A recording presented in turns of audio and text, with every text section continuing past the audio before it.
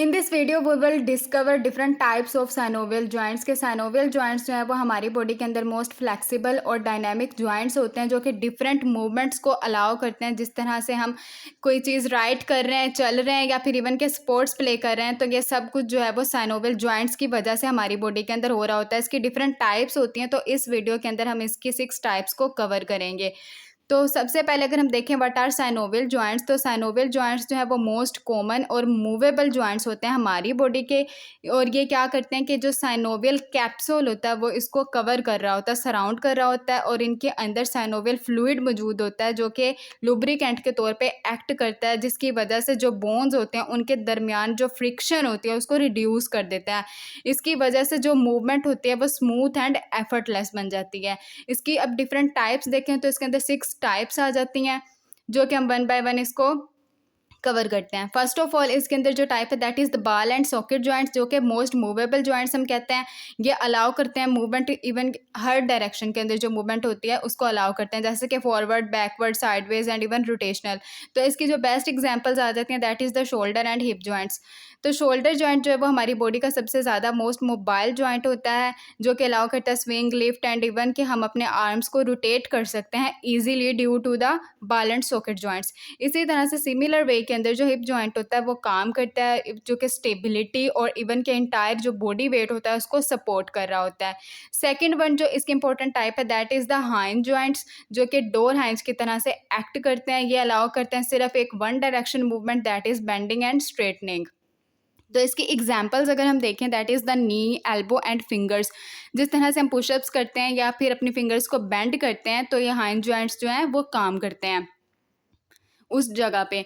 जो नी है हमारा वो भी एक हाइंड जॉइंट होता है, जो कि जैसे कि वॉकिंग, रनिंग या जंपिंग के अंदर एक इम्पोर्टेंट रोल प्ले करता है।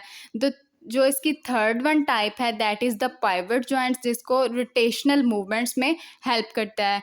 ये अलाउ करता है रोटेशनल मूवमेंट को एक सिंगल एक्सिस के अराउंड। इसकी बेस्ट एग्जांपल आ जाती है नेक की, फोर आर्म की, कि जिस तरह से हम अपना जो हेड होता है वो लेफ्ट या राइट साइड पे टर्न कर सकते हैं। तो एटलेंटो एक्सियल जॉइंट्स जो उनसे होते हैं वो बिटवीन टू वर्टिब्रा प्रेजेंट होते हैं, वो इज़ एट वर्क होते हैं इस ड्यूरेशन में। तो ये रोटेशनल मूवमेंट को अलाउ कर रहे होते हैं। That is the type of pivot joints. Another example इसकी आ जाती है that is the radio ulnar joints, जो कि फोर आर्म के अंदर प्रेजेंट होता है, जिसकी वजह से हम अपनी रिस्ट को ट्विस्ट कर सकते हैं। फोर्थ जो इसकी टाइप है दैट इज़ द कॉन्डिलॉइड और इलिप्सॉइड जॉइंट्स हम इसे कहते हैं, जो कि टू डायरेक्शनल मूवमेंट्स को अलाउ करता है, अप एंड डाउन या फिर साइड टू साइड मूवमेंट्स। इसकी बेस्ट एग्जांपल आ जाती है रिस्ट आ जाती है, कि ये फ्लेक्सिबिलिटी इतनी प्रोवाइड करता है कि जो हमारा हैंड है वो फ्रीली मूव कर सकता है। डिफरेंट एक्टिविटीज़ जैसे कि राइटिंग है, वेविंग है, वो इसको ईजी बना देता है। उसके अलावा जो हमारे नकल्स हैं वो एक अनदर एग्जाम्पल इसकी आ जाती है, जो कि फिंगर की जो मूवमेंट्स होती हैं उसको अलाउ करता है मल्टीपल डायरेक्शंस में। फिफ्थ जो इसकी इंपॉर्टेंट टाइप है that is the saddle joints, जो कि यूनिक एंड फ्लेक्सिबल होते हैं।